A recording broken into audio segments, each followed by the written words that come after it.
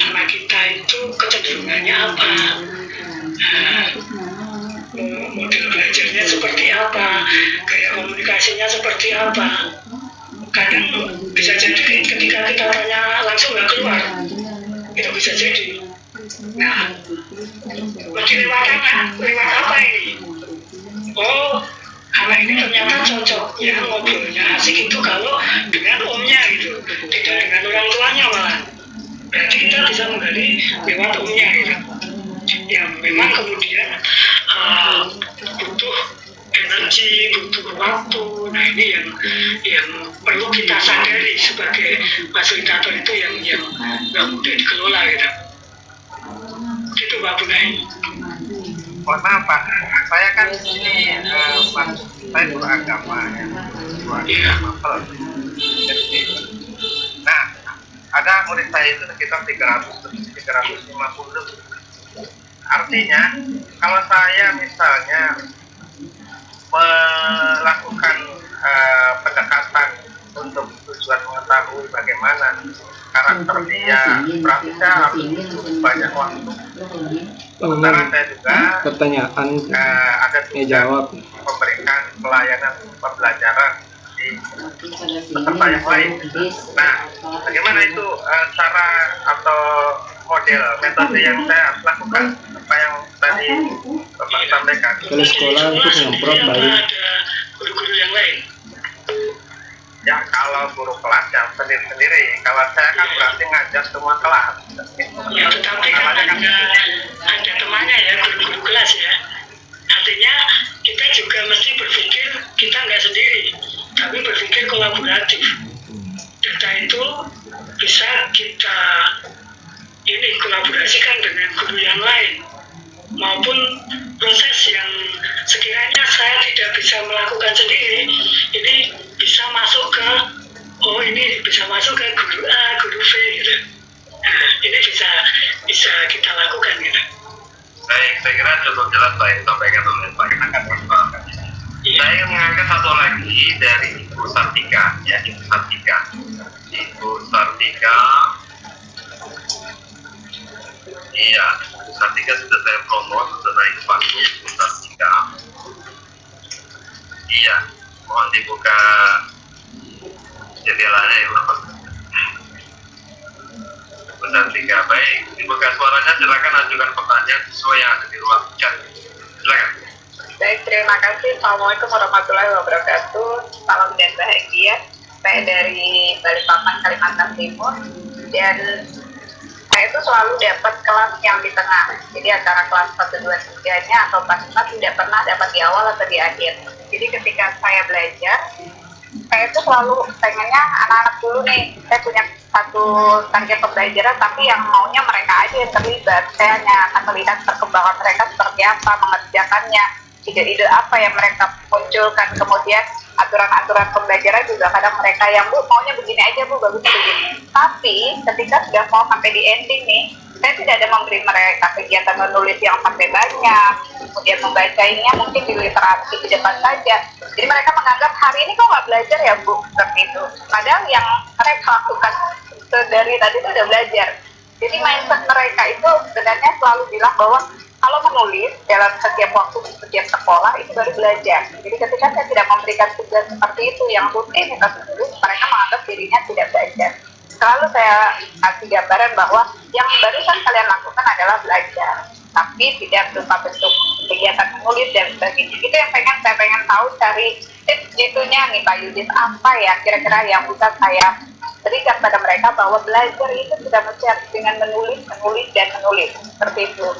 Kemudian yang kedua, kelas orang tua, karena periputan pendidikan itu juga salah satunya adalah orang tua.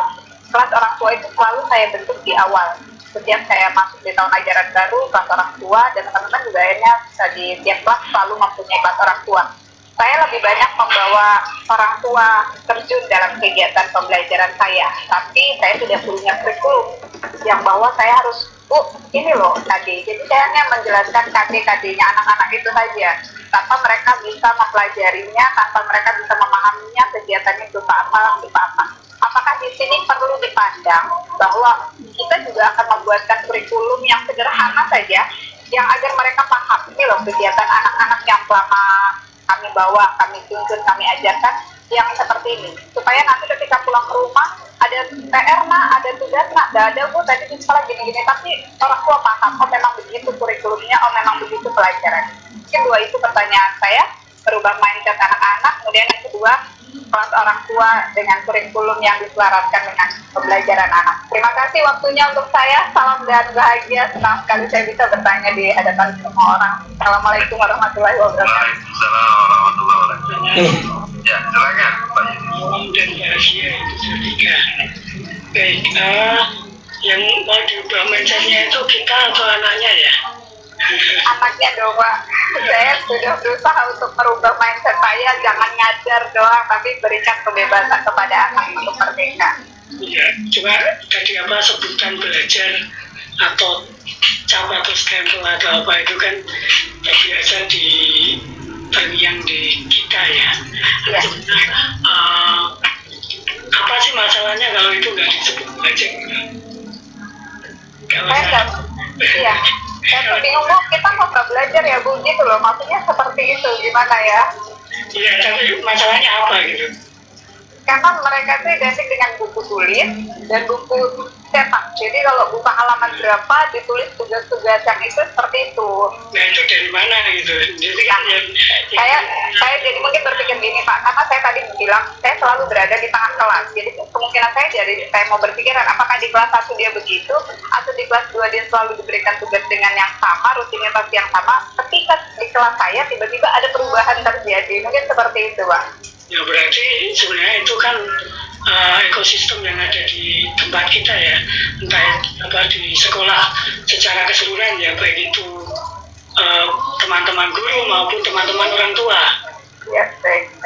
Nah berarti yang perlu diubah mindsetnya siapa nih? Jadi gurunya dulu ya Pak. Berarti saya harus benar-benar mengajak rekan-rekan guru untuk merubah mindset kita bahwa belajar jangan cuma sekedar memberikan tugas gitu ya Pak. Iya, mesti nggak bisa kalau misalnya nanti jatuhnya kalau ibu ngasih tahu ini belajar itu juga jatuhnya sosialisasi gitu, atau ngasih tahu aja gitu. Ya, harus ada pembuktian ya. Maka yang coba kami lakukan di Salam bagaimana membangun iklim belajar itu juga untuk gurunya juga untuk orang tuanya. Di kami di awal itu kalau ngomong rekrutmen ya itu orang tuanya bukan anaknya gitu. Jadi nanti yang mengalami inisiasi itu adalah orang tuanya gitu. Jadi dari awal bagaimana kita mengajak orang tua mau membangun mindset yang sama gitu tentang prinsip-prinsip belajar kemudian nah itu untuk teknisnya bagaimana nanti ditemukan di perjalanan, termasuk ketika ketemu kasus seperti ini ya itu menjadi bahan diskusi dengan orang tua gitu. Tapi tidak perlu harus sampai sedetail seperti kurikulum, karena di negeri ini kan kurikulum juga kita harus sesuaikan, harus capai gitu. Jadi ketika anak saya kok nggak dikasih pelajaran ini, kurikulumnya seperti ini, KD-nya seperti ini, akhirnya kan harus baik terus menjelaskan seperti itu.